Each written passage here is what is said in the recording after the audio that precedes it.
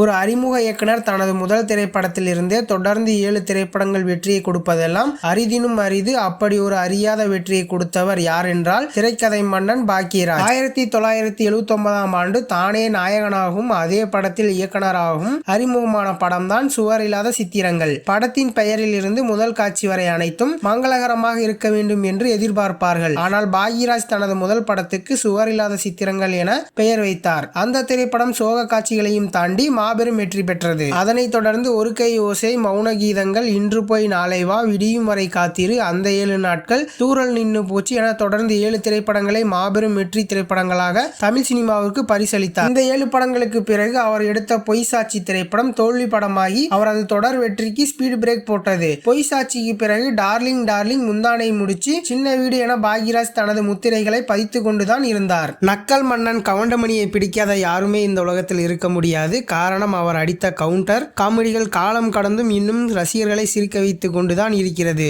Server Sundaram திரைப்படத்திற்கு பிறகு ஒரு நல்ல கதாபாத்திரத்துக்காக பல வருடங்களுக்காக ஏங்கிக் கொண்டிருந்தார். பாக்யராஜும் கவுண்டமணியும் ஒரே ஊர் பக்கம் என்பதால் 16 வயது படத்தில் இவரை நடிக்க வைப்பதற்காக பாரதி ராஜாவை அணுகியிருக்கிறார். ஆனால் பாரதி ராஜாவோ இவன் ஆளும் முடியும், இவன் வேண்டவே வேண்டாம் யா, அனுப்பி விட்டுருங்கன்னு சொல்லி விடாப்படியா மறுத்து விட்டாராம். ஆனால் பாக்யராஜ் பிடிவாதம் பிடிக்க என்னமோ பண்ணி தொடங்கியா என்று சென்று விட்டாராம் பாரதி ராஜா. படம் வெளியான பிறகு கவுண்டமணியும் ரஜினியும் நடித்த காமெடி காட்சிகள் பிரபலமாக பேசப்பட்டது. குறிப்பாக கவுண்டமணி பத்த வச்சிட்டிய பரட்ட என பேசும் காட்சிகள் தியேட்டர் முழுக்க சிரிக்க வைத்தது. இதனால் என்னவோ தனது அடுத்த படத்தில் கவுண்டமணி யாரிடமும் கலந்தோசிக்காமல் தேர்வு செய்தாராம் பாரதி ராஜா. இப்படி பல அவமானங்களை கடந்து தன் திறமையால் முன்னேறிய கவுண்டமணியின் வீட்டு வாசலில் பல இயக்குனர்கள் வாய்ப்பு தரமாட்டார்களா என ஏங்கிய காலமும் இருக்கதான் செய்கிறது. செந்தில் ஒரு காமெடி நடிகராக இவரை நம்மில் பல பேருக்கு பிடிக்கும். ஆனால் ஒரு காமெடி நடிகராக வேண்டும் என்பதற்காக செந்தில் பட்ட அவமானங்கள் அழுகைகளும் பல பேருக்கும் தெரியாது. ராமநாதபுரத்தில் குடும்ப கஷ்டத்திற்காக 13 வயதில் எண்ணெய் கம்பெனியில் வேலைக்கு சேர்ந்தவர். சினிமா ஆசைகளோடு சென்னைக்கு வந்தார். வாய்ப்புகள் எதுவுமின்றி ஒயின் ஷாப்பில் வெயிட்டராக வேலைக்கு சேர்ந்தவர். தேனாம்பேட்டை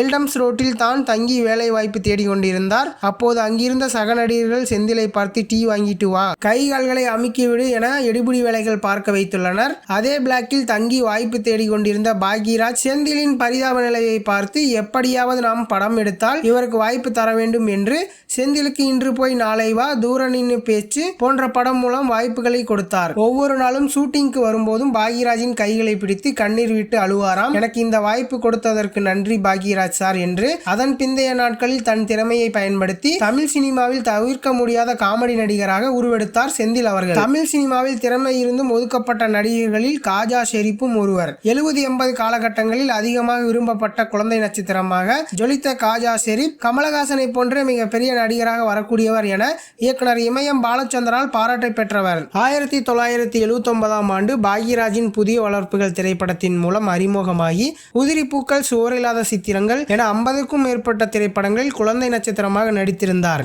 குறிப்பாக அந்த 7 நாட்கள் திரைப்படத்தில் பாக்யராஜின் சிஷியனாக கோபி கதாபாத்திரத்தில் காமெடி காட்சிகளில் கலக்கியிருந்தார் காஜா ஷெரீப். அதன் பிந்தைய நாட்களில் ஆண் பாவம், சம்சாரம், அது மின்சாரம் போன்ற திரைப்படங்களில் நடித்திருந்த காஜா ஷெரீப்புக்கு சினிமா பின்புலம் சரியாக இல்லாத காரணத்தினால் திரைப்பட வாய்ப்புகள் ஒழுங்காக வரவில்லையாம். வருடத்திற்கு 10 திரைப்படங்கள் நடித்துக் கொண்டிருந்தவர் ஓரிரு திரைப்படங்களில் நடிக்க வாய்ப்பு கேட்டு அழைத்திருக்கிறார். யாருமே கொடுக்கவில்லை. கடைசியாக சிட்டிசன் திரைப்படத்தில் நடித்தவர் தான் ஒரு காலகட்டத்தில் சினிமாவே வேண்டாம் என்று வெறுத்தொதுக்கி தற்போது வெளிநாட்டுகளில் நடக்கும் கலை நிகழ்ச்சிகளை நடத்தும் ஏற்பாட்டாளராக வேலை செய்து கொண்டு வருகிறார். CR சரஸ்வதி ஒரு நடிகையாகவும் அரசியல்வாதியாகவும் இவரை நம்மில் பல பேருக்கு தெரியும். ஆரம்ப காலகட்டத்தில் பாக்யராஜ் ரசிகர் மன்றத்தில் இணைந்து செயல்பட்டு கொண்டிருந்தவரை பாக்யராஜ் 1979ஆம் ஆண்டு தனது சுவரில்லாத சித்திரங்கள் திரைப்படத்தின் மூலம் ஒரு நடிகையாக அறிமுகப்படுத்திய பின் பாக்யராஜ் ரசிகர் மன்ற தலைவியாக உயர்ந்து 8 ஆண்டுகள் சினிமாவில் நடிக்காமல் இருந்தார். மீண்டும் பாக்யராஜ் தனது எங்க சின்ன ராஜா திரைப்படத்தில் நாகம்மாள் என்னும் தனது அம்மா கதாபாத்திரத்தை இவருக்கு வடிவமைத்து கொடுக்க